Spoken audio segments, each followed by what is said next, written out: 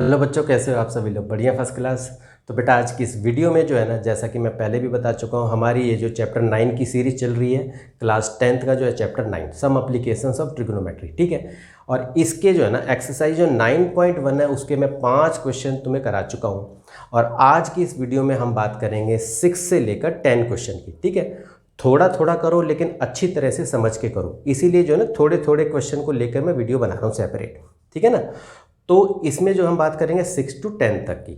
और जैसा कि मैंने इससे पहली वीडियो में भी आप लोगों को बताया है कि इस चैप्टर को बेटा तभी आप समझोगे। ये क्या है कि जो ट्रिग्नोमेट्री आपने चैप्टर 8 पढ़ी है ना, जिसमें आपने टेबल बनानी भी सीखी है, टी रेशो को आपने जाना कि इसमें क्या क्या होते हैं। अगर वो बच्चों ने नहीं देखी है तो बेटा उसका लिंक मैंने डिस्क्रिप्शन में दे दिया है। टेबल का भी मैंने ना जो सेपरेट वीडियो बना रखी है उसका भी लिंक मैंने डिस्क्रिप्शन में दे दिया। तो आप उसको देखो, अच्छी तरह से समझो, तो ये चैप्टर आपको ईजी लगेगा। इसके क्वेश्चन आप आराम से करके देख सकते हो, ठीक है। और 1 to 5 जैसा कि मैंने बताया उसकी भी मैंने सेपरेट वीडियो बनाई थी। जिस बच्चे ने अगर मान लो नहीं देखी है, लिंक दे दिया बेटा डिस्क्रिप्शन में, उसको जाके देख सकते हो आप, ठीक है। इसमें हम 6 से लेकर 10 क्वेश्चंस को करके देखेंगे। बाकी के जो 4-5 क्वेश्चन बनेंगे उसकी भी सेपरेट वीडियो बना के चैनल पे डाल देंगे, ठीक है।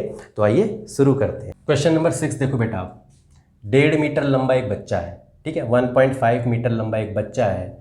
क्या कह रहा है? Standing at some distance from a 30 metre tall building. तो सबसे पहले देखो बेटा, इसमें होता क्या है, टी रेशो पता है, टेबल बनानी पता है, और इसको समझ के अगर फिगर बना लिया तो समझ लो आप आराम से करके देख सकते हो। बस साथ साथ पढ़ते जाओ, सीधा लिखा हुआ from a 30 metre tall building. तो भाई एक बिल्डिंग बना लेते हैं सबसे पहले तो हमने। चलो जी, ये हमारी हो गई बिल्डिंग। चलो 30 मीटर, ठीक है, ये है हमारी बिल्डिंग। बस ये ध्यान रखना है ऐसे करके। चलो जी, ये बिल्डिंग है हमारी।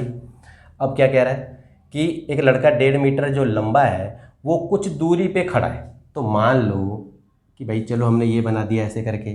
मान लो कि वो लड़का यहाँ पर खड़ा है, तो 1.5 मीटर का है बेटा, तो ऐसा करेंगे ना, थोड़ा सा 1.5 मीटर ये बच्चा बना देंगे ऐसे करके। और जाहिर सी बात है, दिख रहा है तो भाई इसी तरीके से इसको इसी तरीके से यहाँ पर ऐसे भी मिला देंगे, क्योंकि 1.5 मीटर सीधा जाएगा ना। हॉरिजॉन्टल लाइन तो हमें लेनी है, बस इसमें फ़र्क यही देखना है, हॉरिजॉन्टल लाइन वर्टिकल लाइन, यही सारा खेल है सारा सारा। फिर इसके बाद क्या कह रहा है, the angle of elevation from his eyes. लड़का यहाँ है तो आँख तो यहीं होगी ना उसकी, तो from his eyes to the top of the building, आँख से बिल्डिंग के टॉप पे देख रहा है जी। लो, तो जाहिर देखा टॉप पे देख रहा है तो एंगल बन गया ना ये वाला एंगल ऑफ एलिवेशन। तो एंगल ऑफ एलिवेशन देखो क्या है, top of the building increases from 30 to 60 degree as he walks. तो वो बिल्डिंग की तरफ बढ़ भी रहा है, ध्यान रखना। तो पहले यहाँ इस पॉइंट से देख रहा था तो 30 डिग्री का बना। अब मान लो यही लड़का यहाँ आ गया, ठीक है। अब यहाँ से टॉप पे देख रहा है ऐसे करके, तो जी बन रहा है 60 डिग्री का। एक बार इसका नाम भी दे देते हैं ना, ए बी सी। और चलो ये पॉइंट है यहाँ पर, ये हो गया हमारा ए बी सी डी हो गया हमारा, ठीक है। और ये पॉइंट दे दिया हमने यहाँ पर ई, और चलो ये हो गया हमारा एफ, ठीक है। इस तरह से हमने ये पॉइंट दे दिया। और वैसे भी देखो नीचे के पॉइंट से तो हमें कोई मतलब नहीं है, तो ऐसा करते हैं ये पॉइंट तो हम हटा ही देते हैं। नीचे के पॉइंट से हमें क्या मतलब, ठीक है। हमने ये देखा कि ए बी ये मान लिया हमने, चलो सी मान लिया, इसको हमने मान लिया डी। बस नीचे से हम क्या करना है, क्योंकि ट्रायंगल तो देख रहे हो ऊपर ही ऊपर तो बन रहा है खाली। अब क्या कह रहा है ये, find the distance he walk towards the building. तो समझ लो कि वो यहाँ से यहाँ तक पहुँचा, सी पॉइंट तक, इसी का डिस्टेंस हमें बताना है। बस अब सॉल्व कैसे करेंगे जी। अब आपको दिख ही रहा है कि भाई बिल्डिंग तो थी 30 मीटर यहाँ से यहाँ तक, तो भाई 1.5 मीटर ये, तो 1.5 मीटर ये भी तो घट गया।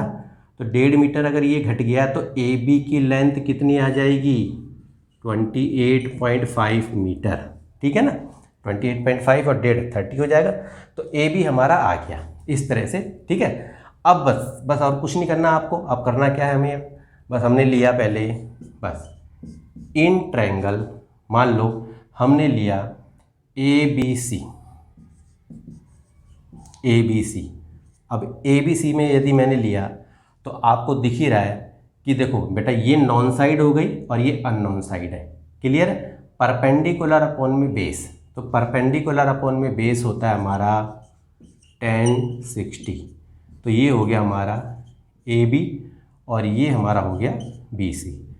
tan 60 की वैल्यू देखोगे तो रूट में 3, AB हमारा दे रखा है 28.5, BC नहीं है, ऐसे ही लिख देते हैं जी। ठीक है, क्रॉस मल्टीप्लाई करा, 3 रूट BC बराबर है 28.5, तो BC हमारा आ गया 28.5 रूट में 3। चलो जी, ये हमारी फर्स्ट इक्वेशन हो गई, एक तरह से मान के चलो ये हमारा फर्स्ट एक हो गया। चलो जी, अब एक बार अब दूसरा ट्रायंगल ले लेते हैं। दूसरा ट्रायंगल कौन सा? अब ये वाला, यानी कि ABD ले लिया। इसमें भी वही है, परपेंडिकुलर अपॉन में बेस, तो परपेंडिकुलर अपॉन में बेस यानी कि tan 30, तो tan 30 कितना हो जाएगा? AB। और ये हमने लिया जो है BD, तो BD का मतलब ये हो गया हमारा BC प्लस में DC। ये बात याद रखोगे। tan 30 की वैल्यू क्या होती है? 1/√3। AB कितना है जी? 28.5। अब हमारे पास BC प्लस DC है। ठीक है, तो अभी हमें ऐसे ही रखो, अभी कुछ मत करो इसके अंदर। अभी आपने क्या रखा? सिर्फ BC प्लस DC, ऐसे ही रख दो। अब एक बार इसका क्रॉस मल्टीप्लाई करोगे तो ये आ जाएगा आपका BC प्लस DC बराबर है 28.5√3। क्रॉस मल्टीप्लाई कर दोगे ना।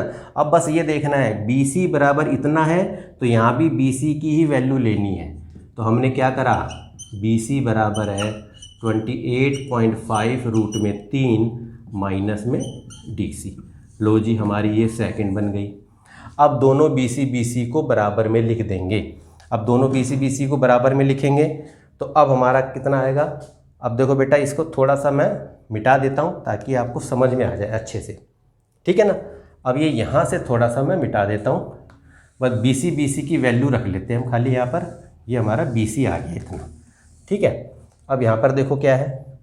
अब मैंने कहा BC बराबर है BC, देखो यहाँ पर BC कितना दे रखा है? लिख लो जी 28.5 अपॉन में √3 बराबर, और यहाँ BC की वैल्यू कितनी दे रखी है? 28.5√3 माइनस में DC। क्लियर है। अब हमने क्या करा? क्रॉस मल्टीप्लाई, तो देखो 28.5, अब ये क्या हो जाएगा? √3, और ये 28.5√3 माइनस में DC। क्लियर। अब थोड़ा मिटाते जाते हैं और आगे करते जाते हैं। चलो जी, अब इसकी हमें ज़रूरत नहीं है, इसको हमने मिटा दिया। अब इसके बाद देखो क्या है? 28.5, अब इसको मल्टीप्लाई करोगे तो 28.5 √3 यानी कि 3 हो जाएगा। तो 28.5 को 3 से करो जरा एक बार। 3 पंजे 15, 3 अट्ठे 24 और 1 25, 3 दूनी 6 2 8, 85.5 और माइनस में √3 DC हो गया। समझ में आ रही बात अच्छे से? अब मैंने क्या कहा? 28.5, इसको इधर ले आओ, 85.5 बराबर है माइनस में √3 DC। अब इसको अगर 85.5 में से 28.5 घटाओ तो 15 में 8 7 15, 7 में से 2 गए 5, तो ये तो बेटा 57 आ रहा है माइनस का, ध्यान रखना ही बात। और माइनस में √3 DC, तो यानी कि DC की वैल्यू हो गई हमारी -57, और माइनस में √3, माइनस से माइनस काट दो और इसको रैशनलाइज कर दो जरा एक बार। तो ये हो गया तुम्हारा 57√3, और ये हो गया 3 से इसको काट दो, 19 3 57, तो 19√3 जो है DC की वैल्यू आ गई। तो कहने का मतलब वो लड़का जो है 19√3 मीटर का डिस्टेंस उसने तय किया। तो बस इसको थोड़ा ना इसी तरीके से दोनों वैल्यू को इक्वल लाके और इक्वेशन को सॉल्व कर दोगे तो आपका आराम से हो जाएगा। तो ये क्वेश्चन आपने देख लिया होगा, ठीक है ना। अब अगले क्वेश्चन की तरफ चलते हैं। क्वेश्चन नंबर बेटा 7 देखो क्या कह रहा है ये। From a point on the ground, तो सबसे पहले तो ग्राउंड ही बना लो, बस पहले तो हमने ग्राउंड बना लिया जी, ठीक है जी, ये ग्राउंड है। चलो क्या कह रहा है, फ्रॉम अ पॉइंट, यानी कि ग्राउंड के एक पॉइंट से the angle of elevation of the bottom and the top of a transmission tower. तो समझ लो कि भाई एक टावर बना लिया हमने fixed at the top of a 20 metre high building. तो चलो जी ज़रा थोड़ा सा पहले हमने यहाँ पर बना ली जी बिल्डिंग। चलो ये तो हो गई हमारी 20 मीटर हाई बिल्डिंग। अब बिल्डिंग के ऊपर एक ट्रांसमिशन टावर लगा हुआ है जी। चलो तो ये यहाँ से यहाँ समझ लो कि ये है टावर, इतना, बस ये ध्यान रखना, ये यहाँ से यहाँ तक, और ये हमारी है बिल्डिंग, बस ये ध्यान रखो आप। अब क्या कह रहा है ये कि angle of elevation of the bottom and the top of a transmission tower, bottom से और टॉप से, ठीक है, एक पॉइंट से एंगल बन रहा है हमारा 45। तो पहले बन रहा है हमारा, देखो क्या है, angle of elevation from the bottom, bottom से इस पॉइंट से बॉटम, टावर के बॉटम पे ये बन रहा है हमारा 45 डिग्री का एंगल। सही बात है ये, हाँ। Bottom and the top of a transmission tower fixed at top of the 20 metre high building और 60, और इसके टॉप से ये जो बना हमारा, ये बना 60 डिग्री का। Clear. Find the height of the tower. तो टावर की हाइट निकालनी है जी ये। तो अब चलो पहले इसको मान लेते हैं, ए बी सी और ये पॉइंट हो गया डी। तो समझ लो कि, तो let A D is the tower है, ये तो आप लिख लिया करो वैसे भी। तो टावर जो हमने, टावर उसको हमने चलो एच मान लिया, हम एच लेके करेंगे उसको। अब ये हमारे पास है बिल्डिंग की, हमारी ये दे रखी है, हमें तो हाइट निकालनी है टावर की। तो सबसे पहले तो देखो क्या है, हमने ट्रायंगल ले लिया जी। सबसे पहले चलो D B C, D B C, अब डी बी सी ट्रायंगल ले लिया, ये नॉन साइड है, ये अननोन है। क्लियर है। तो हमने कहा परपेंडिकुलर अपॉन में बेस, तो परपेंडिकुलर अपॉन में बेस होता है 10। तो सबसे पहले तो हमने ले लिया जी 10 45, परपेंडिकुलर कितना हुआ जी डी बी, और बेस हमारा कितना हुआ बी सी। सारा बेटा रेसो का खेल है इसके अंदर, बस ये अगर समझ में आ गया तो समझ लो आपको अच्छी तरह से आ गया। 10 45 की वैल्यू 1, डी बी हमारा दे रखा है 20, बी सी हमारे पे है नहीं, तो बी सी अब देखो क्या है, हाँ अभी हो गया हमारा। तो बी सी की वैल्यू कितनी हो जाएगी हमारी 20। क्लियर है। तो बी सी हमारा आ गया 20। देख लेते हैं, डी बी हमारा है 20 मीटर बिल्डिंग हो गई हमारी, ठीक है। बी सी ये हो गया हमारा, ये हमारा 1 हो गया, डी बी की वैल्यू ये हो गया, बी सी हमारा ये हो गया, ठीक है। चलो अब ये हमारा आ गया इन ट्रायंगल। अब हमने ले लिया A B C, A B C, तो यहाँ भी वही चलेगा बेटा 10 60। अब 10 60 में हमारा पूरा ए बी होगा, तो ये याद रखना पूरा का पूरा ए बी, और ये हो जाएगा हमारा बी सी। तो 10 60 की वैल्यू कितनी होती है √3। अब ए बी जो है मेरा क्या होगा, एच प्लस में 20 तो है, ए बी का मतलब ये हो गया कि ए डी और डी बी दोनों मिला के एच प्लस 20, यहाँ पर ले लिया हमने बी सी, ठीक है। तो बी सी की वैल्यू कितनी हो जाएगी हमारी एच प्लस में 20, और ये हमारी √3 आ जाएगी। जैसे यहाँ क्रॉस मल्टीप्लाई होगा फिर ये जाके नीचे आ जाएगा इस तरह से। तो ये हमारा हो गया। अब यहाँ बस ध्यान रखना, बस बी सी यहाँ भी है, बी सी यहाँ भी, अब बस दोनों को कंपेयर कर देना है बस, ठीक है। तो बी सी बराबर है बी सी, बस ऐसे लिख दो। अब ये हमारी वैल्यू दे रखी है एच प्लस में 20 अपॉन में √3, और बराबर में ये हमें दे रखा है 20। तो बस ये लिखना है एच प्लस 20, और ये हो जाएगा 20√3, क्रॉस मल्टीप्लाई हो जाएगा। तो यहाँ पर हो जाएगा हमारा h बराबर है 20√3, 20 को उधर ले जाओ, इधर हो गया। तो h की वैल्यू कितनी आ गई जी हमारी 20, 20 कॉमन आ रहा है, 20 को यहाँ बाहर ले लो, ये हो गया √3 और ये माइनस में 1। तो देख लो h, यानी कि हमारी टावर की जो हाइट है वो 20√3 माइनस में 1। तो इस तरह से थोड़ा समझो, सवाल को आप आराम से निकाल के देख सकते हो, ठीक है ना। अब चलेंगे नेक्स्ट क्वेश्चन की तरफ। क्वेश्चन नंबर 8 देखो बेटा, अब क्या कह रहा है, एक स्टैचू 1.6 मीटर लंबा stands on the top of the pedestal. Pedestal समझ लो कोई ऊंची सी जगह, ऐसे करके समझ लो। तो देखो सबसे पहले तो भाई ग्राउंड बना लेते हैं बस, ठीक है, ग्राउंड पे ही तो खड़ा होगा ना। चलो जी ये पेडेस्टल है, ठीक है, यहाँ लिख भी देते हैं, चलो ये पेडेस्टल है, ये हो गया हमारा। अब क्या कह रहा है ये, stands on the top of the pedestal, एक स्टैचू है 1.6 मीटर लंबा, वो पेडेस्टल के टॉप पे खड़ा है।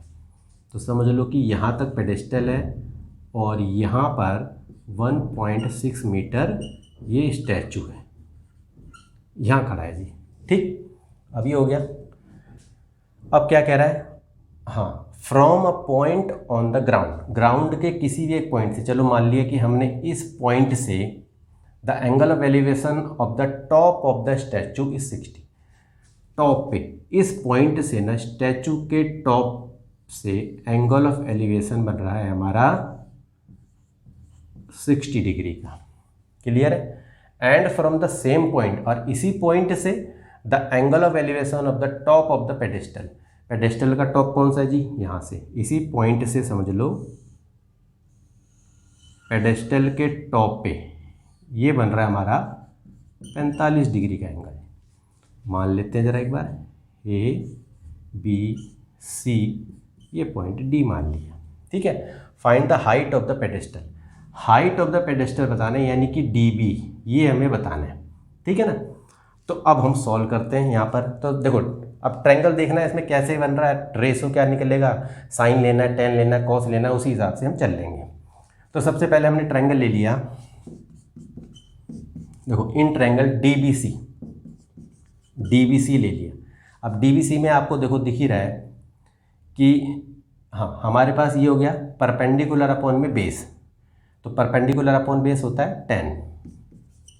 तो डीबीसी में हमारा बन रहा था एंगल 45 का, तो 10 45 बराबर हो गया हमारा डीबी और बीसी।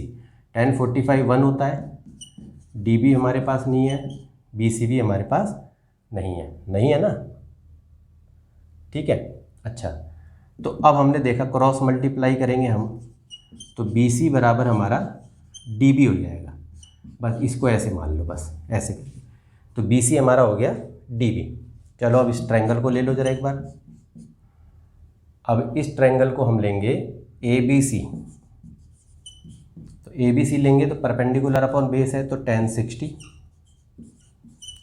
60 हो जाएगा। अब यहाँ पर देखोगे आप, ए बी अगर मैं पूरा लूँगा तो यानी कि ए डी और डी बी दोनों मिला के होगा, तो इसका मतलब डायरेक्टली लिख देते हैं, और डी बी और अपॉन में बी सी। 10 60 क्या है, √3 1.6 डी बी, और ये हो गया बी सी। तो यहाँ पर हमने क्रॉस करा इसको, √3 बी सी हो गया, 1.6 प्लस में डी बी हो गया। क्लियर है। अब हमने क्या किया, अब जैसे देखो यहाँ पर बी सी है, तो हम भी यहाँ पर बी सी की ही वैल्यू लेंगे। तो यहाँ पर हमने ले लिया बी सी बराबर है 1.6 प्लस में डी बी और अपॉन में √3। अब ये हमारी सेकंड वो हो गई। अब दोनों को हमें कंपेयर करना है, बस अब दोनों को कंपेयर करो। देखो बी सी बराबर डी बी और बी सी बराबर ये हमारा, तो यहाँ पर हमने लिख लेते हैं बी सी बराबर है बी सी। ठीक है ना, दोनों अगर फर्स्ट और सेकंड को कंपेयर कर रहे हैं, तो यहाँ पर बी सी हमारा है डी बी है, और यहाँ पर हमारा हो गया 1.6 प्लस डी बी अपॉन में √3। तो अब हमने करा यहाँ पर √3 डी बी 1.6 प्लस में डी बी। क्लियर है। तो √3 डी बी हो गया, और माइनस में इधर लेके आएंगे तो ये डी बी हो जाएगा बराबर में 1.6। ठीक है। अब ज़रा इधर कर लेते हैं थोड़ा सा। अब देखो डी बी इसमें कॉमन आ गया, और ये √3 हो गया, और ये 1 हो गया, और ये हमारा हो गया 1.6। तो इसका मतलब ये हुआ डी बी बराबर हुआ 1.6, और ये नीचे चला जाएगा √3 - 1। अब इसका ज़रा एक बार क्या करोगे आप, रैशनलाइज, बस रैशनलाइज कर देते हैं इस तरह से। तो रैशनलाइज किया हमने। अब ये थोड़ा यहाँ लिख देते हैं क्योंकि दिखेगा नहीं थोड़ा सा।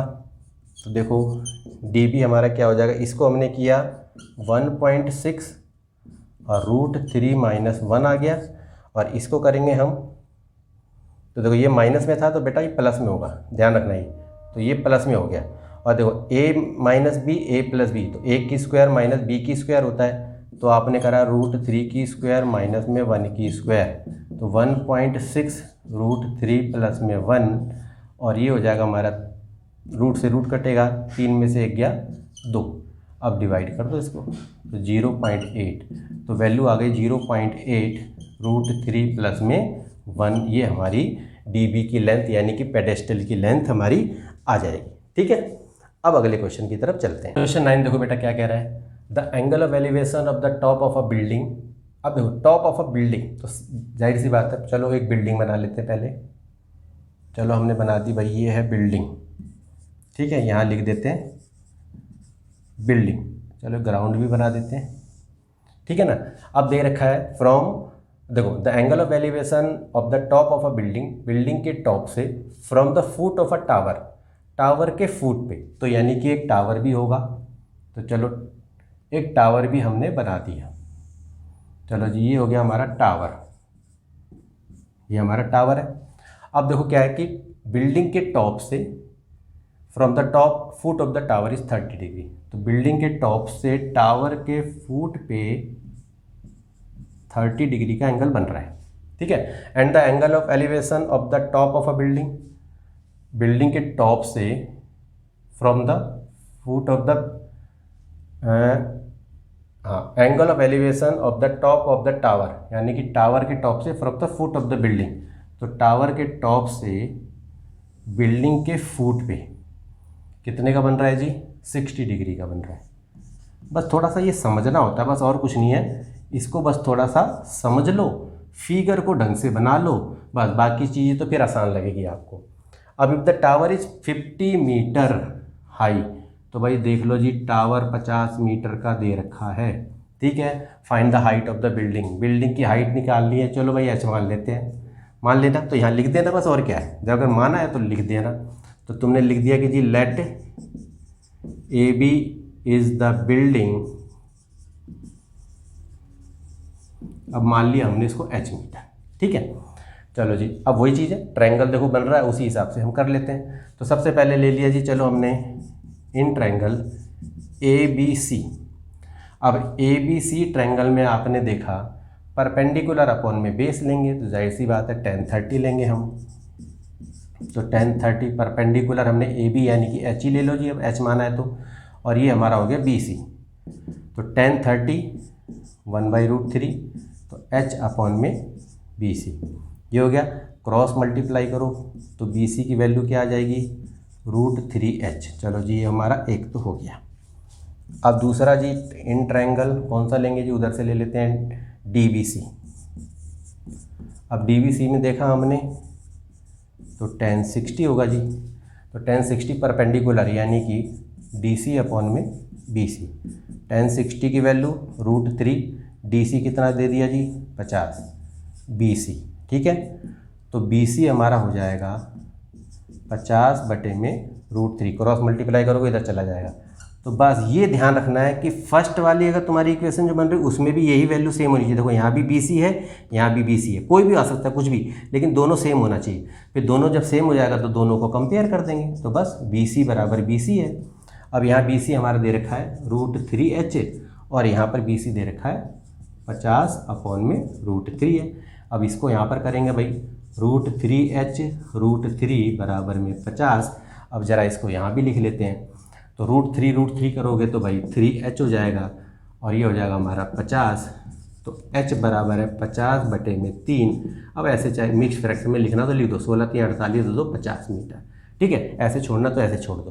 तो देख लो आप, बिल्डिंग की हाइट आ गई हमारी 50/3 लिखो, चाहे 16 × 2/3 मीटर लिख सकते हो। ठीक है, इस तरह से थोड़ा समझो, सवाल को इजीली करके देख सकते हो। ठीक है ना। क्वेश्चन नंबर 10 देखो बेटा, 2 पोल्स ऑफ इक्वल हाइट। चलो जी, 2 पोल बना लेते हैं। चलो पहले रोड बना लेते हैं, यानी कि ग्राउंड बना लिया हमने, 2 पोल्स बना लिए हमने जी इक्वल हाइट के। ये दोनों पोल हैं, ये पोल 1, ये पोल 2। ठीक है, इक्वल हाइट के हैं, standing opposite to each other, जैसे लिखा हुआ है। ठीक है, either side of the road, यानी कि रोड के इधर उधर है, which is 80 metre wide. Road जो है ना वो 80 मीटर चौड़ा है, बस ये ध्यान रखना है। ठीक है, 80 मीटर चौड़ा है।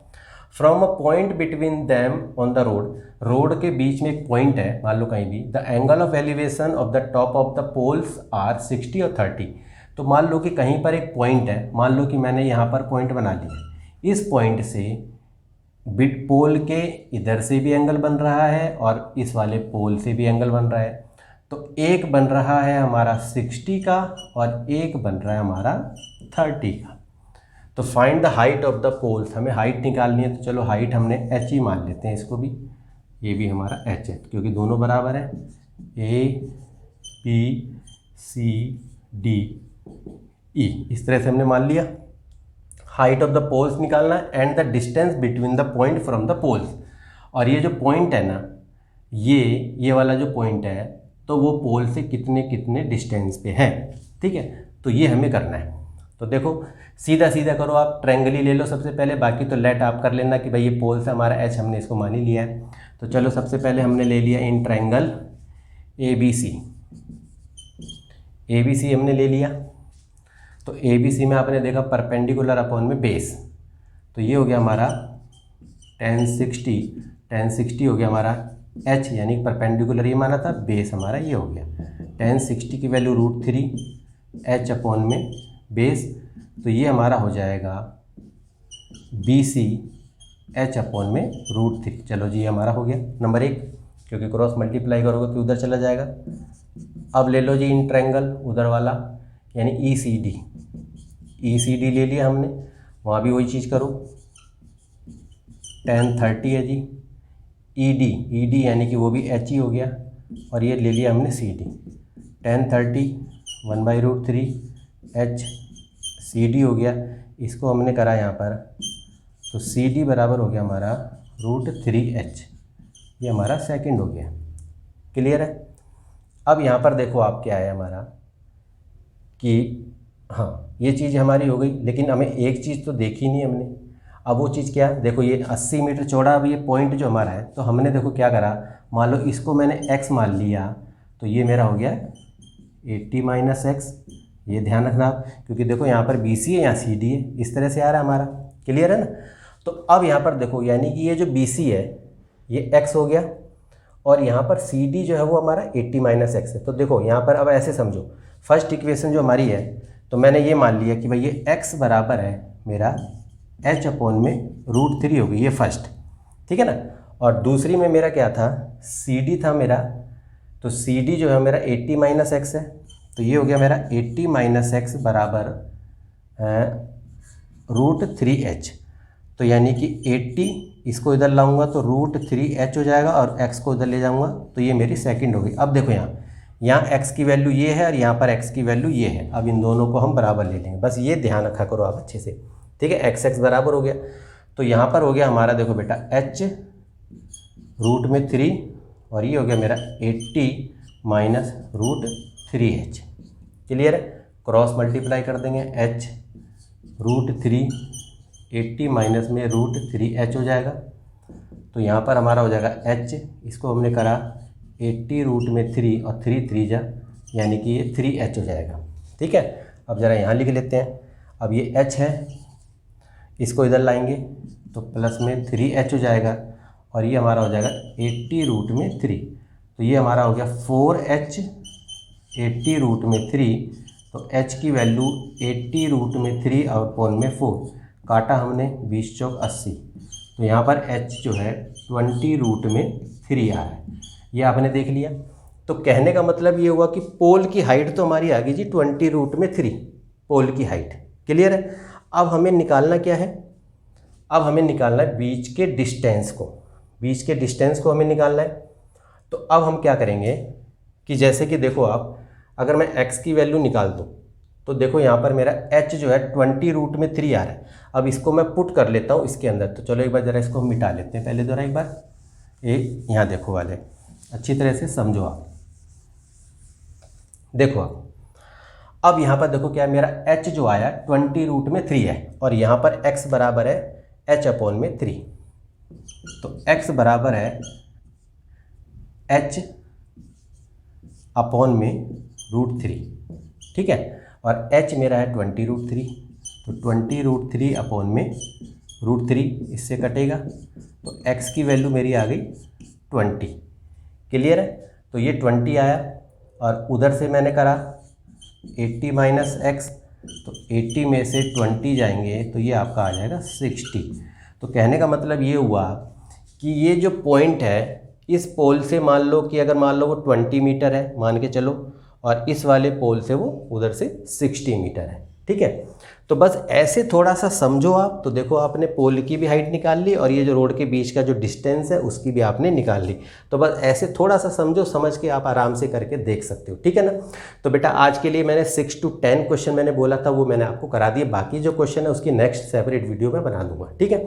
तो बेटा आज के लिए इतना ही। यदि वीडियो आपको अच्छी लगी हो तो बेटा इसे लाइक करो, कमेंट करके भी बताया करो कि ये वीडियो आपको कैसी लगी। और एक जो इंपॉर्टेंट बात है वो है बेटा चैनल को सब्सक्राइब करना, ठीक है। चैनल को सब्सक्राइब करने के साथ साथ बेल आइकन को भी प्रेस कर दो, ताकि जब भी मैं कोई नेक्स्ट वीडियो डालूंगा उसका नोटिफिकेशन आपको मिलता रहे, कोई भी वीडियो आपसे मिस नहीं होगी। तो चलो बेटा आज के लिए इतना ही, मिलते हैं आपसे नेक्स्ट वीडियो में, तब तक के लिए ओके।